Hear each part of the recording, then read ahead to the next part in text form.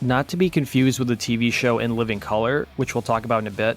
The Vernon Reid-led rock group shook up the scene in the late 80s and early 90s. All of Living Color's members were black, something unusual at the time in the hard rock space, and that led to some unique challenges for the group. Living Color got caught up in the paradox of being black artists in rock and roll, even though rock was rooted in blues and soul music. On top of that, the band's success also drew questions about whether having friends in high places led to their success. Today, let's talk about the history of Living Color.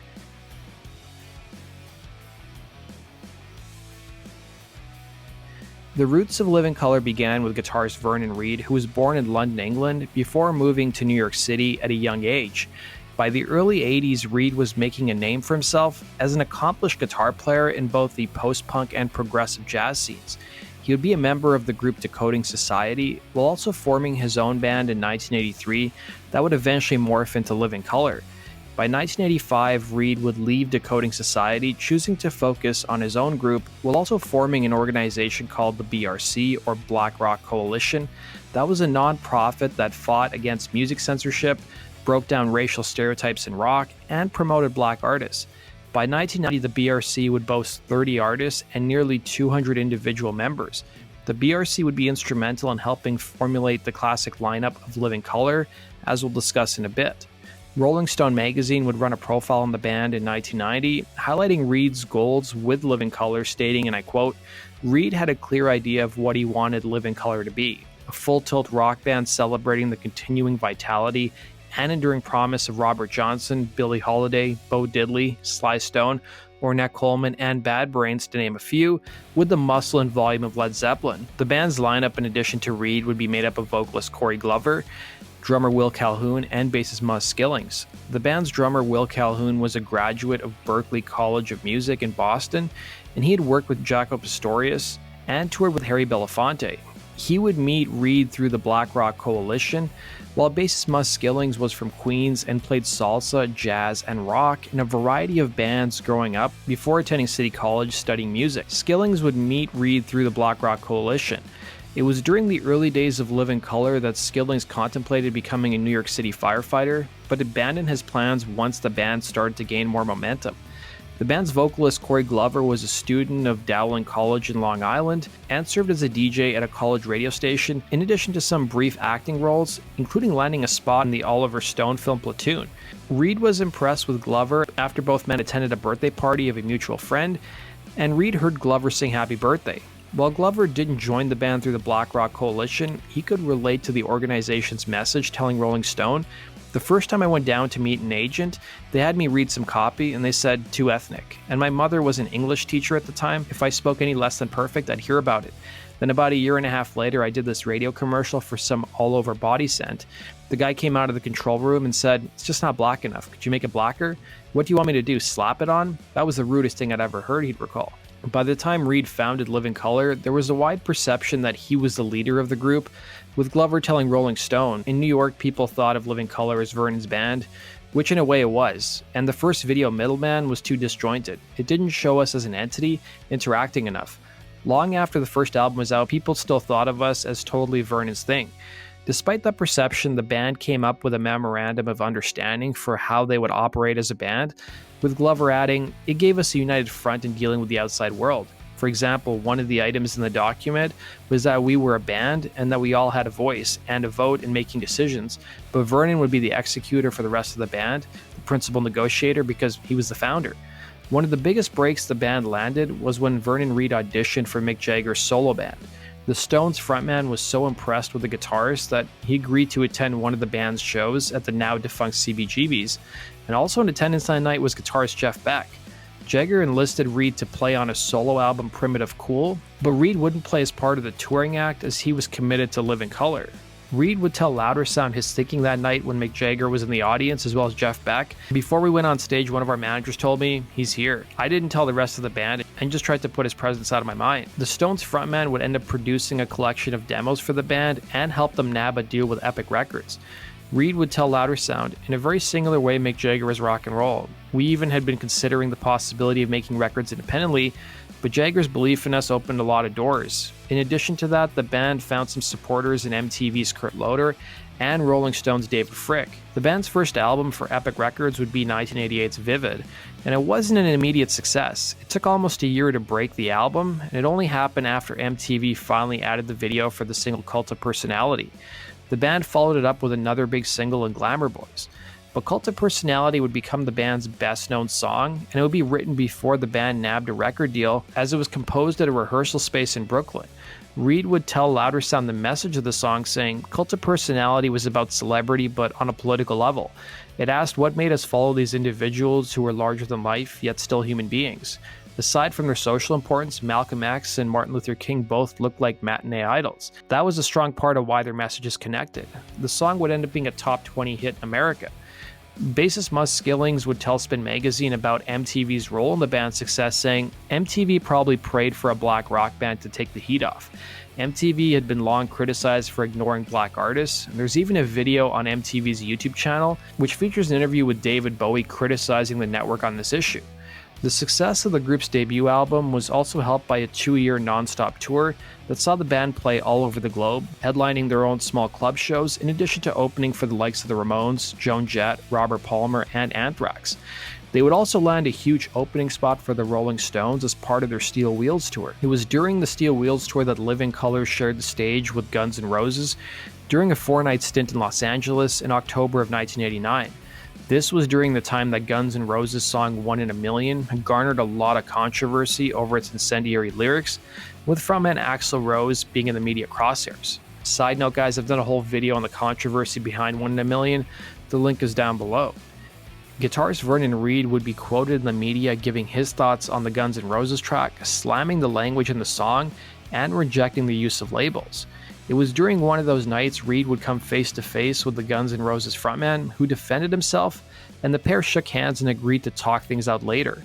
But once Guns N' Roses took the stage, Rose dug himself into a deeper hole, defending his lyrics. Corey Glover would tell Rolling Stone, "What scared us the most was that when he, referring to Rose, said these things, the audience roared. No matter what he said, the audience roared. That's what we're trying to say. This is the kind of control you have over people, and things you say affect people. And to say these things uninformed and to have people take it as gospel is scary." Apart from their dispute with Axl Rose and Guns N' Roses, the band would be showered with accolades, including Rolling Stone's reader poll of Best New Band, a Grammy for Cult of Personality, and their debut album going double platinum. The band was astounded by their success, with Reid telling Rolling Stone in 1990, "I was in a hotel room in Florida and I heard Casey Kasem come on the radio and talk about us on American Top 40. That was mind-blowing, especially when you think about where we're coming from." Despite the band's success, the sometimes awkward issue of race dominated a lot of the press that the group received. The media seemed to harp on the fact that they were an all-black rock band, an anomaly in a genre that was mostly dominated by white artists. While the band thought the music should speak for itself and race really shouldn't be an issue, the media loved to bring it up again and again. There was one instance where the band agreed that race should be an issue, however, when Calhoun would tell the LA Times, "It's a black-oriented art form and a lot of black people don't realize that, and they don't associate themselves with rock and roll. I think it's something that should be reiterated into the culture, so in that sense, yes, I think the issue should be made." With Corey Glover adding in the same interview, "The education has to be there to let people know we're not doing something alien to our culture, not doing something alien to our socioeconomic background either. But if you're brought up in a society with a range of music and types of music you listen to, that's going to be reflected in the music you play. No one asks MC Hammer why he plays the music he plays, it's expected of him," he'd say. On top of race, some pointed to the band's connection to Mick Jagger as being the sole reason for them being successful. Will Calhoun would express his frustrations to Rolling Stone, revealing, "In the beginning, everyone wanted to hear the story that we were 4 ghetto boys playing outside on 125th Street at some broken down store, and Mick Jagger came out of the store and saw us one day, bought us all fresh instruments, and we became great. We come from working class families. Our parents busted their ass to get where we are. Everyone went to college on some level," he'd say. Ahead of the band's second album being released, some in the media questioned whether the mystique of an all-black rock band would wear off, with the LA Times writing in 1990, and I quote, "The first album came with some mystery and intrigue. What does a black rock band sound like, they'd ask. How will it be marketed? What kind of audience will accept it? Now there's no novelty, and certain expectations, both in terms of sound and sales, have been established," they'd write. The band would answer this claim with Mus Skillings telling the LA Times, "We're no longer the X Factor.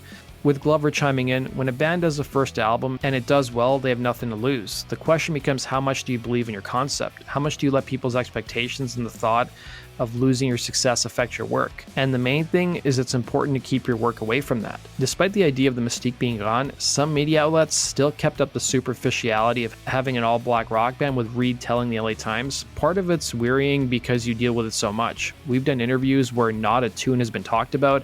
I saw a review of our second album, Time's Up, from England. That was totally from a point of view dealing with race," he'd say. That's not to say that their past pain of racial episodes were gone. Some people had difficulty accepting the band.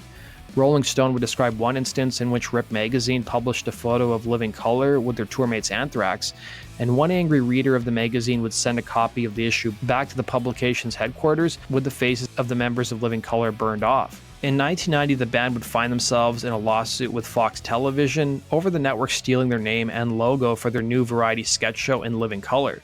It would come out that the show's producers had approached the band to use their song, What's Your Favorite Color, as the show's theme song, something which was turned down numerous times. The lawsuit would eventually be settled, and the show had to change their logo to appease the band. The same year, the band's second album, Time's Up, would be released, addressing deeper political and social issues in society, some of which are still applicable today, including the controlling of information, race, science, and police brutality. The album's title was rooted in environmentalism, with Glover telling Spin magazine, "We all came up together in CBGB scene in the 80s. And at that time we did it. Nobody was doing hardcore tunes about the environment, and we just went with it." The band also dived deeper than just funk metal on their follow-up record, including spoken word parts and a humorous take on the public's exploitation of Death of Elvis with guest star Little Richard. Skillings would tell the Washington Post, "The whole idea of king-making in music is odd and unfair. You know, Elvis Presley was great, but because of the politics and racial climate of this country, he was able to benefit from mass exposure, and he was touted as the king. For all we know, Vanilla Ice 8 years from now might be touted as the king of rap," he'd say.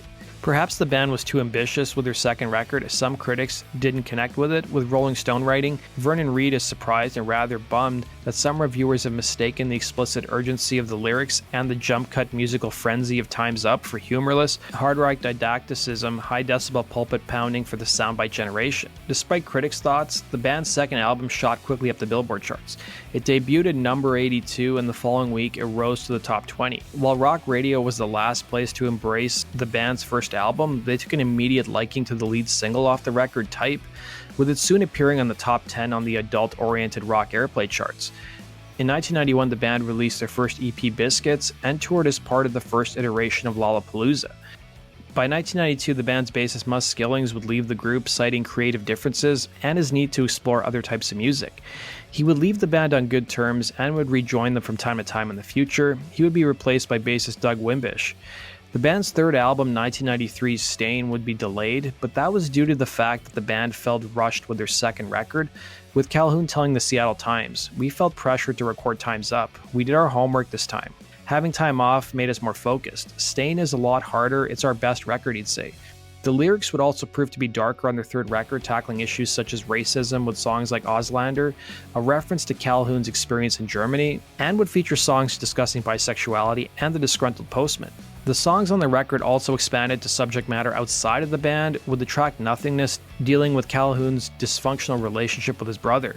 The band did cause some controversy with their third album with the song Bye, whose sexuality was too much for the government of Singapore to handle, and they banned the song, while MTV demanded the video for Auslander be toned down due to the news footage being too graphic.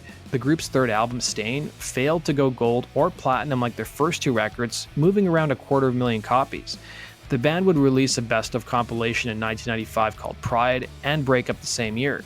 Vernon Reid would claim that the breakup wasn't due to a lack of album sales, but internal tensions that led to the group falling apart. He would tell the LA Times in 2001, "By 95, I understood a lot of things I didn't understand before. I understood why my favorite bands broke up. I didn't get that before. I also understand why people who are in love divorce, and I understand why some people abandon their families too." In 2016, Louder Sound would interview guitarist Vernon Reid, who said that the band never fully healed from bassist Mus Skillings leaving, and that he was greatly affected by the demise of Soundgarden and Nirvana frontman Kurt Cobain's death. He was also in the middle of his own divorce, and he called bassist Doug Wimbish the right replacement, but said that it was all too soon after Skillings' departure. By 2000, the group would reunite. The group would play their first gig in nearly 5 years at the same venue that they were discovered. Since then, the band has been pretty active on the touring circuit and has put out 3 albums, including 2003's Kaleidoscope, The Chair in the Doorway in 2009, and 2017's Shade. That does it for today's video, guys. Thanks for watching. Be sure to like button and subscribe. We'll see you again in Rock and Roll True Story sticker.